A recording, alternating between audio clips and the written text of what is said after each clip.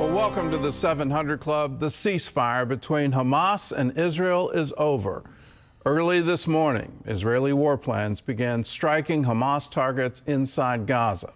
Prime Minister Benjamin Netanyahu blamed the attacks on Hamas' refusal to release more hostages.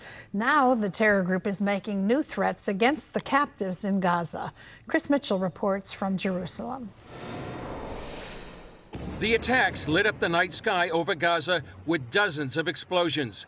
Israel says it's killed a number of Hamas leaders. Hamas claims hundreds of Gazans have been killed and wounded.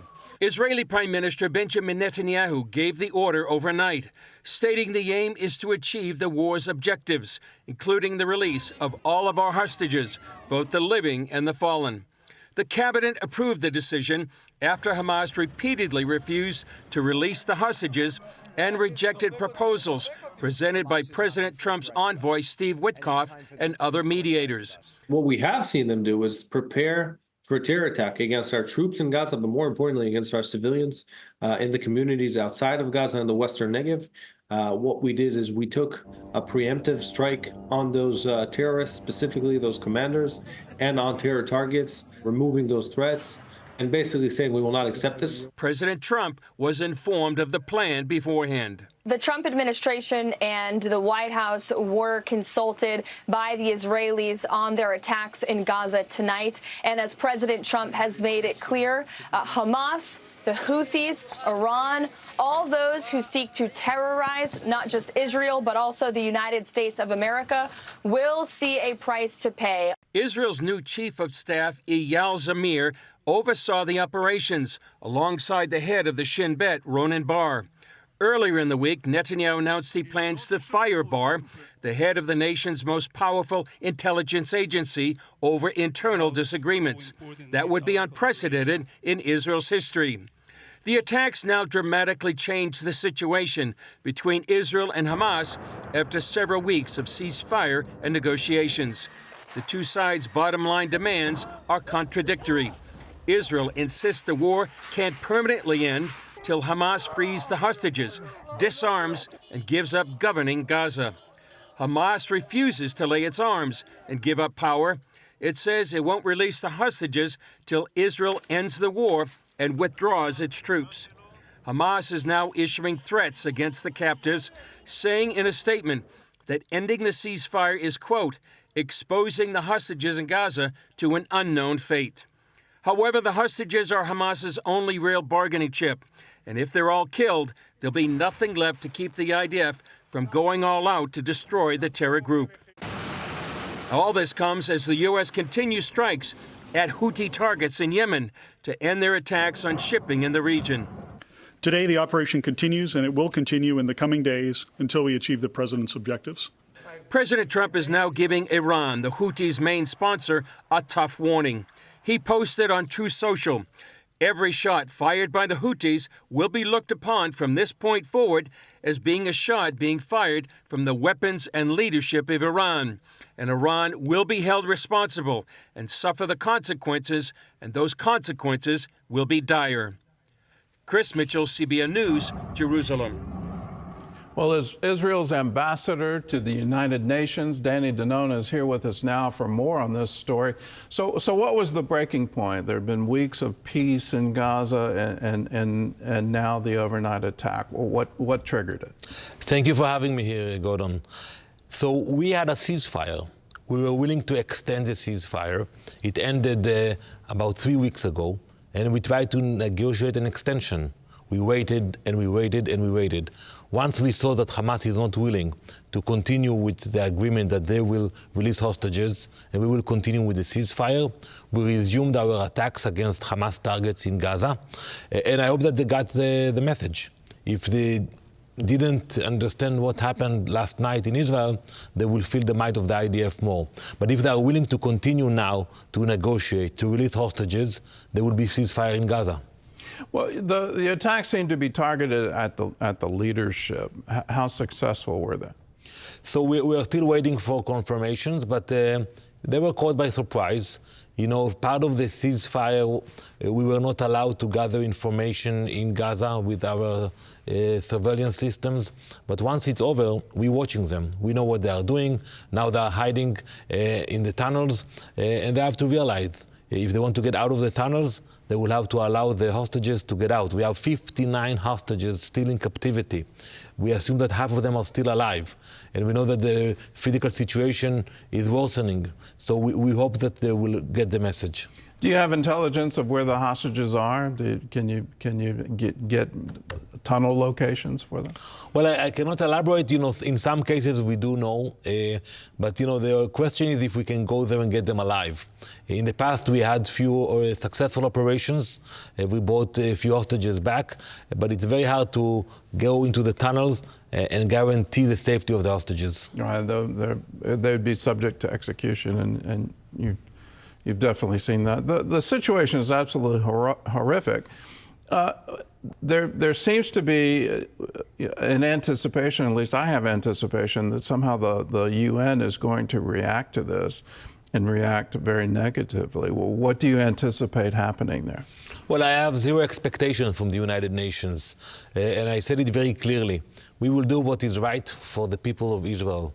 You know, I came back to the UN, to the same position I held a few years ago because of the situation in Israel. And I expected to hear a condemnation for the atrocities of October 7th. Until today, almost 18 months, we haven't seen one resolution condemning the atrocities, not in the Security Council, nor in the General Assembly. How shameful it can be that this institution, which was established after the Holocaust, witnessed this massacre, and it's quiet. No one is saying anything. So they will attack us. You know, only this week they will have 3 debates in the Security Council regarding the situation in Israel. And my message is very clear. They can meet every day, but we will continue to fight until we bring back our boys and girls back home. Well, why is it? Why has the UN literally become so pro-Hamas and pro-Hezbollah? It just doesn't make any sense that an international group designed to produce world peace would now support terrorist organizations. What caused that? Well, you can go back, you know, to the 70s when you saw that the UN started to adopt ridiculous resolutions against Israel, and also the structure of the UN. The fact that one country can veto a resolution in the Security Council. So today, if I will propose a resolution condemning Hamas, it will be either China or Russia that will veto that resolution. That's not acceptable. When you have such kind of atrocities all around the world, the UN should stand with the moral values. They are not doing it. What's their strategic advantage for doing that? Are they looking for oil supplies? Or are they looking for some kind of political influence in the Middle East? What's their end game for doing that? Well, you know, they are aligned with Iran. And for them, you know, they want to make sure that they get the support of some of those countries for other things. But, you know, they should know better, you know, because those radicals are not threatening only Israel. It's not a threat only to the Jewish people. They're threatening Christianity. They're threatening the American people. They're threatening European countries. And, you know, I was surprised. I speak with many Muslim ambassadors in the UN, and they tell me quietly, they tell me, Danny, what we saw in Gaza with Hamas, that's not our religion. That's not Islam. Don't be mistaken. We condemn it. We are afraid of those radicals. So I think the majority of the Muslims around the world condemn the atrocities of October 7th, but they are not strong enough to say it publicly. Well, they're saying it very publicly in the mosques of the West Bank. And when they speak in Arabic, they're literally praying to Allah to number the Jews and to annihilate them. Why such a big theological difference between the Muslim countries? You know, it's interesting because when you look at the Middle East, you understand that we are there to stay. We are not going anywhere. And still you see the incitement coming from the radicals. And I think for some leaders, it's easier for them to incite against Israel rather than to deal with the core issues of economy, education, leadership. So it's easier. It's easier to incite and to blame Israel. But they have to deal with their own issues. They have to spend more funds for their own future. Look at Iran, for example. Today, people are suffering in Iran. They don't have electricity, they don't have food, because the regime is spending the money on the proxies, on the Houthis, on those pirates who attack U.S. vessels. So, we are there, we are fighting the war of the U.S., the war of Western societies, but we have to understand that we have to tackle those radicals. Well, let's turn to the Houthis, and the U.S. is striking them very strongly now. Under the Biden administration, I didn't understand why they gave them a pass. They took them off the terrorist list.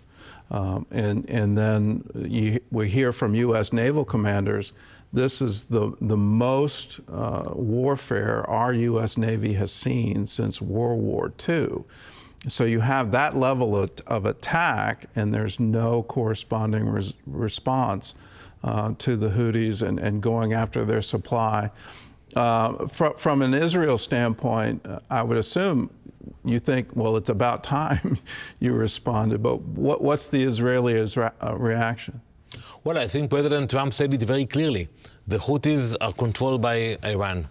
They're being used by Iran, they're being supplied by Iran, and I think you have to tackle the threat. We attacked in Yemen in the past, but I think it shouldn't be only Israel. It should be the US and other countries, because what you have today, you have pirates that are attacking US vessels, US soldiers.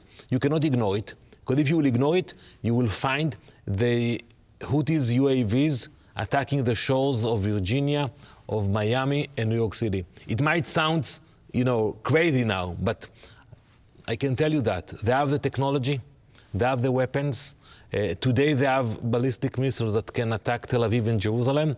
It's only a matter of time that they will develop the UAVs and the ballistic missiles that can reach the coast of the US. So I think that what President Trump is doing, that is the right approach. If you don't stop attacking US vessels and influencing the trade, we will stop you. Do you think we're headed for war with Iran? I think we have to stop Iran. You can do it with sanctions, or you can do it with military power, but you cannot allow them to continue. History have taught us, and this year we mark the 80th year for the liberation of Auschwitz, and we saw what a radical regime can do. And we better believe the Iranians. And history have taught us that you have to stop those regimes before they actually implement their crazy ideas. So we have to block them, and we can do it either with strong economical force, and if it's not working, then we will have to use other means. What hope do you see for the UN? Is there anything that can change that? It seems to be so anti-Israel. And it also seems to be remarkably anti-Western civilization in a broader context. What hope is there for that institution, which was founded to establish peace, to actually turn back to their roots? So I think the UN is still an important organization. The fact that you have leaders from around the world in the same building, negotiating, arguing, it's meaningful. But you have to reform the UN. And I believe that the arrival of a US ambassador-elect, Alice Stefanik, to the UN very soon will help us to reform the UN. The US is giving a lot of funds to the UN, and I'm sure that the new administration will make sure that those funds are used to the right purposes, not to incitement, not to promote hatred, but actually to support those who are in need. Well, Ambassador, thank you very much for your insight. Thank you for being with us on the show. Thank you very much. Thank you. We'll continue to pray for you as you're in the lion's den. You wrote a wonderful book about being there, and we'll continue to pray for the peace of Jerusalem. Thank you, and thank you for all those who support and pray for us. Thank you very much.